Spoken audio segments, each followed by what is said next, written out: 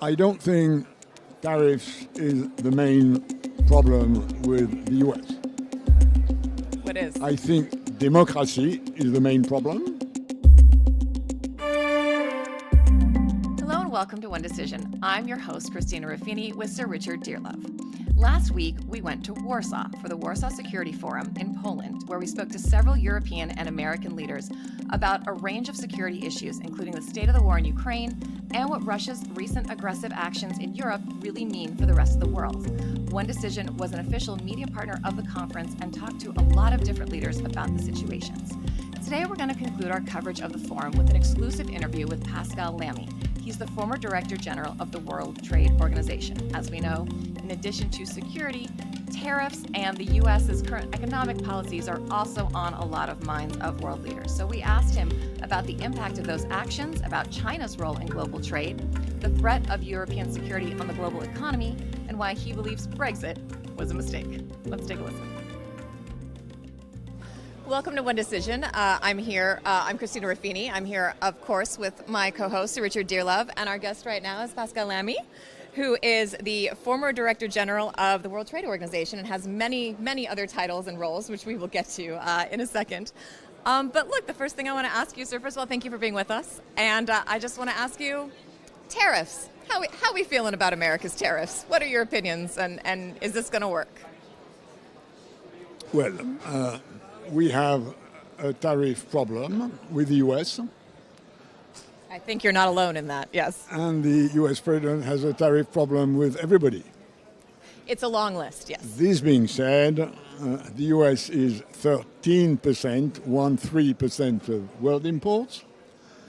And as long as the remaining 87% will keep cool-headed and won't let themselves contaminated by this protectionist folly, the world trade is not upside down.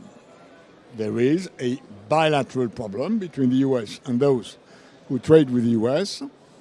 Like most economists, I believe the first damage of this tariff will be for the US. You said you think this will backfire for the US. Absolutely, although given that the US economy at large and the US financial system at large is important for the world, this will be bad for the world also, but in a lesser protection. The question is, how long will it take for this to appear in the US economy, and what could be the political reactions to that? This, for the moment, is very unclear. Can I ask you a broader question? We see a breakdown, I think, in, let's say, international consensus mechanisms. So we see a weakening of organizations like the UN and the EU. So are we actually entering a period when you have the emphasis on nation states and nation state interests rather than the sort of consensus mechanisms which characterized the post-war global security system? Yes, we are in a period where the previous balance between geopolitics and geoeconomics was tilted on the side of geoeconomics, with a rather well-oiled, although far from perfect, multilateral system based on economic integration. We are back to a world where geopolitics have taken back the upper hand on geoeconomics because of violence, because of force. This is what happened with the Russian invasion in Ukraine. This is what happens when Mr. Trump monetizes the US strategic protection. This is what happens when Israel invades Gaza, whatever origins these issues have. So we are back, unfortunately, in my view, to a world where the rule of force is predominant. How long will this take? Will this abate at some stage, or will it get worse? I don't know, but what I nevertheless believe is that the infrastructures of globalization given what they are, globalization will still be there. I don't believe the economic global system, let's say global market capitalism, will deglobalize. Globalization will change. It is changing. If the minimum wage in China changes, globalization changes. If the US surround themselves with a 20% tariff fence, globalization changes. It morphs, but it adjusts. And this is, in my view, what will happen. But the crucial player, in part at least, but in significant part, is really China. And we do not seem to have a consistency of policy globally in how to, as it were, organize our relationships with communist China. We're all over the place, particularly in Europe. You get massive disagreements amongst the different nations. United States in one place, UK in another place. And to have a global security system, you have to accommodate China in some way. I agree with that, although we have a major world power now that has a political system which is called communism. Whatever shape it takes, at least a communist state-led market economy.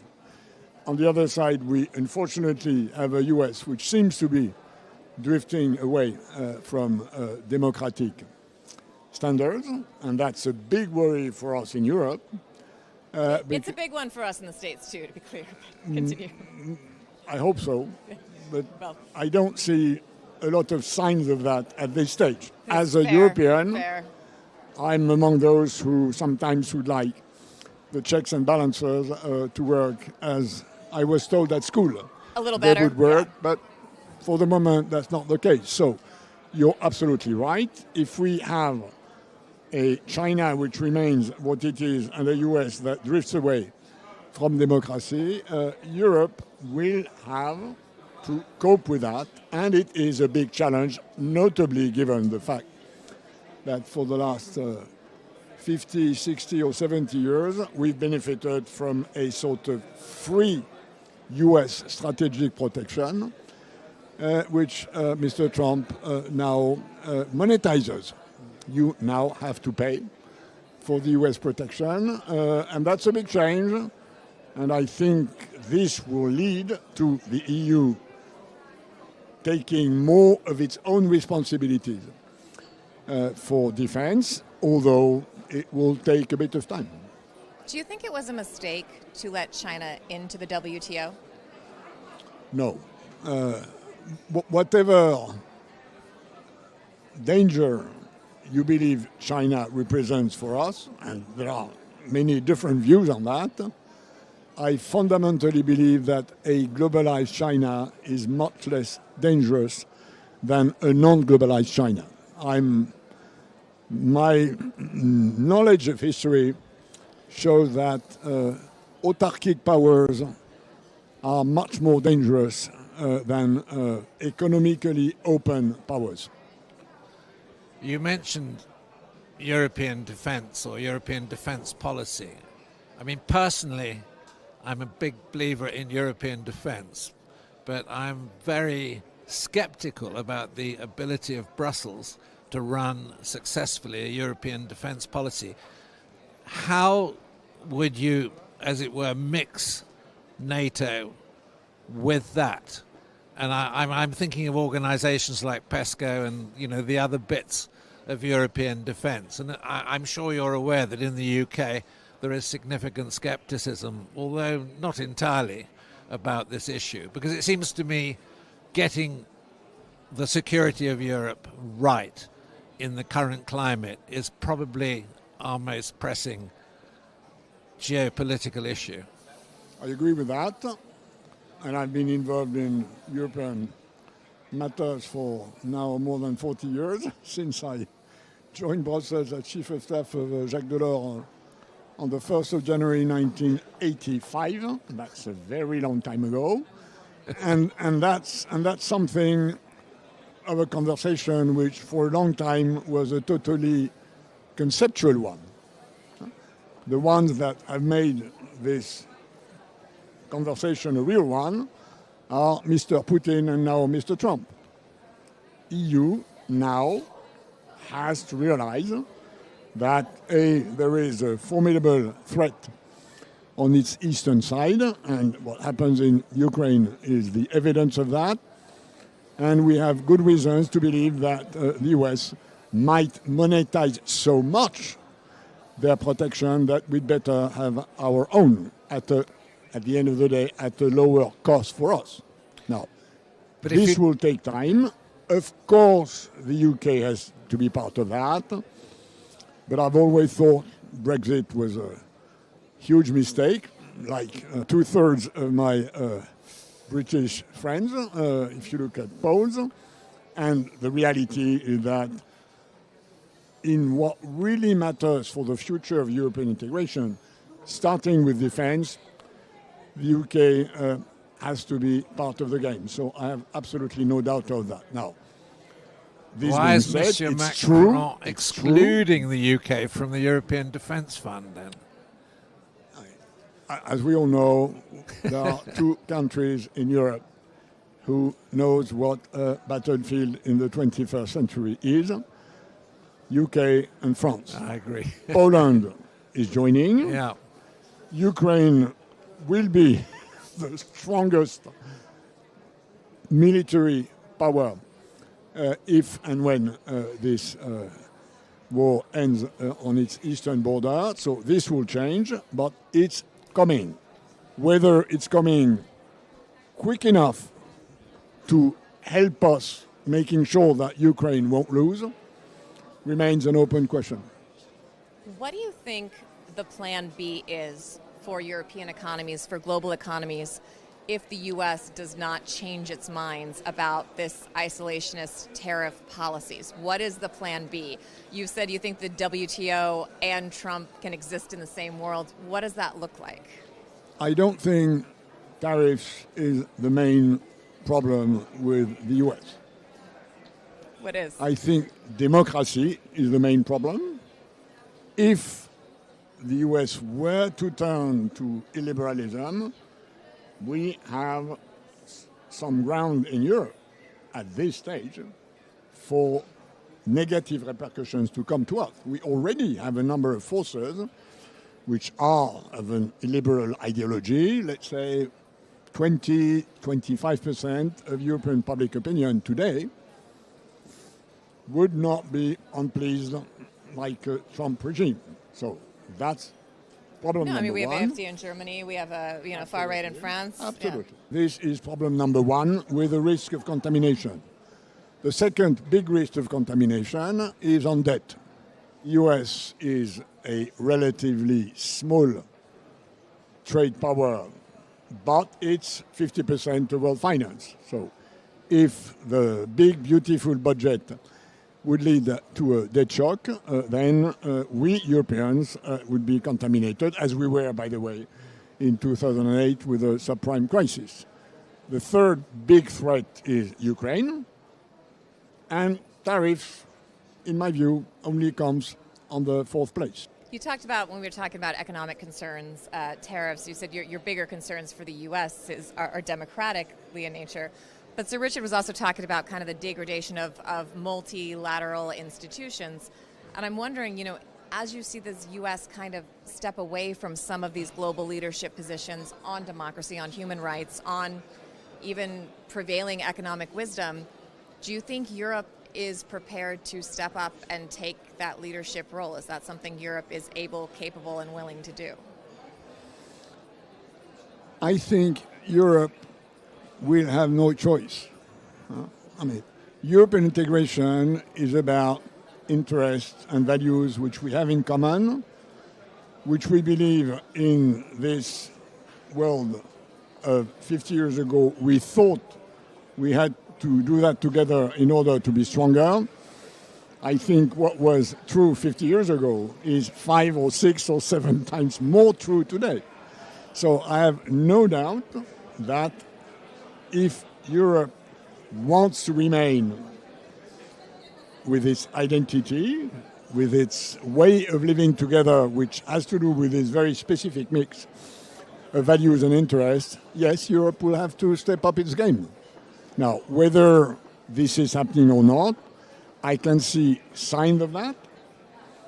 My question is whether we will accelerate enough European integration for this to remain true. After all, if US depart from the standards of democracy, there will be not much left on this planet for democracy. Europe, Japan, Korea, Australia, New Zealand, Canada, with question marks elsewhere. That's a reason to try and be stronger together on this corner, even if it was to become a small corner. But, you talk about that 50 years ago, that was the prevailing wisdom. I would argue even 20 years ago, when I was in school, that was the prevailing wisdom. You had this McDonald's theory that two countries with McDonald's had never invaded each other, and then that was blown to hell when Russia invaded Georgia, and that all happened. But what do you think, looking over, you're so knowledgeable in this area, looking over the last couple decades, what has been the biggest factors in changing that we're all together kind of ethos when it comes to international relations? Has it been a few bad actors? Has it been circumstance? Has it been kind of a conflagration of all of the above? Or is it impossible to pinpoint? No, that's a very good question. Why has the Western world, in a way, been so badly hit? I think there's a conjugation of factors. Technology is one. Democracies don't work the same way with social networks as they would do with printed media or classical radio or TV channels. Globalization, which is efficient and painful, has been efficient and painful. And in some countries, the painful part of that has not been properly addressed. It's no coincidence, in my view, that, for instance, in the US, who have a relatively weak social system as compared to their standard of living, globalization has been seen as hitting some specific regions, which gave to Trump ammunition to criticize these fancy globalizers. We also have a problem of speed of change, which has destabilized quite a number of Western countries, whether when I speak to my African friends, they don't feel at all that this world is going too fast or that globalization is a bad thing. For them, it's something that they hope will keep moving. Plus the fact that, truly, in the Western world, social inequalities have grown.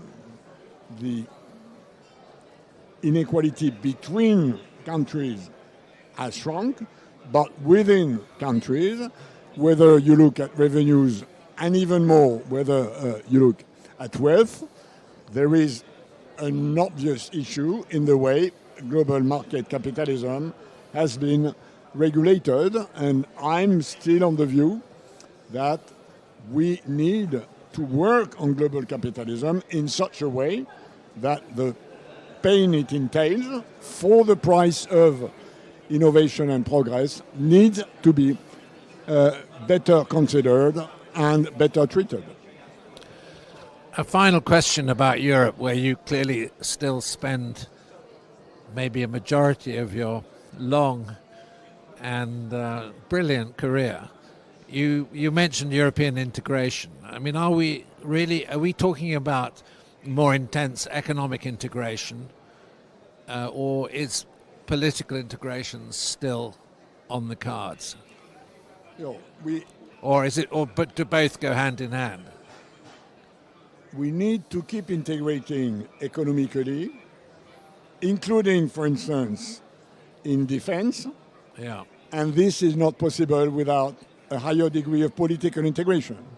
Now, political integration has always been more difficult than economic integration. That's why the UK left, basically. You're absolutely right, but we now have no choice.